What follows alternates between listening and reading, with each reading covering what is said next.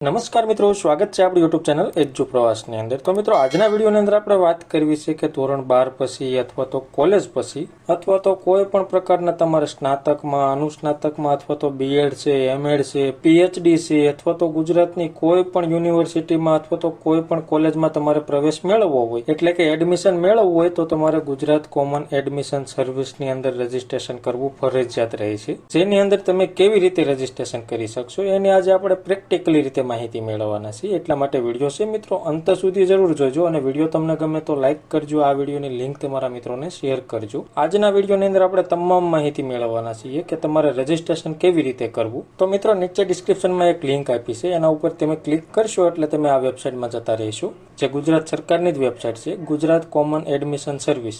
એટલે આ રીતની તમને સ્ક્રીન દેખાશે, એમાં તમારે કેમાં એડમિશન મેળવવું છે, કયા કયા કોર્સની અંદર તમારે એડમિશન મેળવવું છે, એ તમામ માહિતી અહીંયા તમને જોવા મળશે।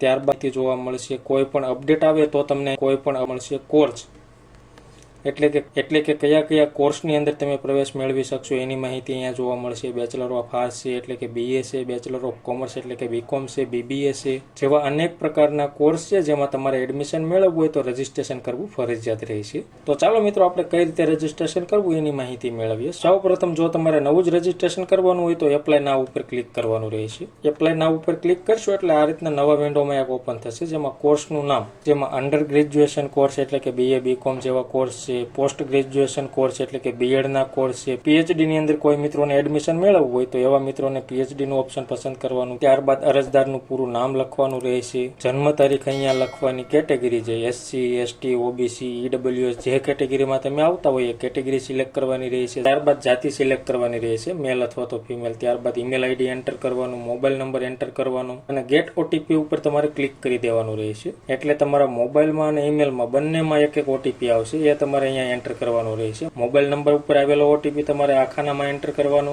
અને ઈમેલમાં આવેલો ઓટીપી તમારે આ ખાનામાં એન્ટર કરવાનો। ત્યારબાદ તમારે આ બાજુમાં દેખાય કેપ્સા એન્ટર કરી અને સબમિટ ઉપર ક્લિક કરવાનું રહેશે। ત્યારબાદ તમારા ઈમેલમાં અને મોબાઈલમાં બંનેમાં આઈડી અને પાસવર્ડ આવશે, જે આવી રીતનો આઈડી પાસવર્ડ આવે એ તમારે યુઝર આઈડી ની અંદર યુઝર આઈડી એન્ટર કરવાનો અને પાસવર્ડ ની અંદર પાસવર્ડ એન્ટર કરવાનો રહેશે। ત્યારબાદ અહીં કેપ્સા દેખાય એ ખાનામાં એન્ટર કરી અને સાઇન ઇન ઉપર ક્લિક કરવાનું રહેશે। એટલે આ રીતની તમારી પ્રોફાઇલ ખુલી જશે, જેમાં ડેસ્કટોપ બતાવે છે એની બાજુમાં પ્રોફાઇલ છે, એના ઉપર તમારે ક્લિક કરવાનું। તમે જે એન્ટર કરેલી માહિતી ઓટોમેટિક આવી જશે અને તમારે ફોટો અપલોડ કરવાનો રહેશે, તમારા ફાધરનું નેમ એન્ટર કરવાનું, મધરનું નેમ એન્ટર કરવાનું, વાલીનો મોબાઈલ નંબર એન્ટર કરવાનો, તમે કેટલા ભાઈ બહેન છો એ તમારે આંકડો અહીંયા લખવાનો, કેટેગરી જે કેટેગરીમાં તમે આવતા હોય એ સિલેક્ટ કરવાની। ઓબીસીમાં આવતા હોય એવા ઉમેદવારો માટે જોઈએ તો કે જાતિના દાખલાનો નંબર અને જાતિનો દાખલો અહીંયા અપલોડ કરવાનો અને નોન ક્રિમિનલ અહીંયા અપલોડ કરવાનું રહેશે। તમારી સહીનો નમૂનો અપલોડ કરવાનો રહેશે। બાકી મેલ ફિમેલ આવી જશે। ડિસેબિલિટી એટલે કે વિકલાંગ ઉમેદવારોને જ યસ આપવાનું રહેશે, બાકી તમામ ઉમેદવારોને નો આપવાનું રહેશે। નેશનાલિટી તમારે સિલેક્ટ કરવાની, એમાં ઇન્ડિયન આવશે અને લોકેશનની અંદર જો શહેરી વિસ્તારમાં રહેતા હોય તો અર્બન સિલેક્ટ કરવાનું અને ગ્રામ્ય વિસ્તારના ઉમેદવારોને રૂરલ સિલેક્ટ કરવાનું રહેશે। ત્યારબાદ રિલિજિયન એટલે કે હિન્દુ, મુસ્લિમ જે ધર્મમાં તમે આવતા હોય એ રિલિજિયન સિલેક્ટ કરવાનું। માઇનોરિટીમાં તમે આવતા હોય તો ટીક આપવાનું, બાકી આપવાનું નથી। ત્યારબાદ આધાર કાર્ડ નંબર એન્ટર કરવાનો અને આધાર કાર્ડ મુજબ તમારું નામ અહીંયા એન્ટર કરવાનું। એબીસી આઈડી હોય તો જ તમારે એબીસી આઈડી અહીંયા એન્ટર કરવાનું, બાકી કશું કરવાનું નથી। અને યુ-ડેશ નંબર જો તમારી પાસે હોય તો એન્ટર કરવાનો, બાકી અત્યારે કશું કરવાની જરૂર નથી। ત્યારબાદ તમારું પ્રેઝન્ટ એડ્રેસ અહીંયા એન્ટર કરવાનું, જે વિસ્તારમાં તમે રહેતા હોય એ એડ્રેસ તમારે સિલેક્ટ કરવાનું, રાજ્ય સિલેક્ટ કરવાનું, જિલ્લો સિલેક્ટ કરવાનો, તાલુકો જે તમારો તાલુકો હોય એ સિલેક્ટ કરવાનો અને પિનકોડ નંબર તમારે એન્ટર કરવાનું રહેશે।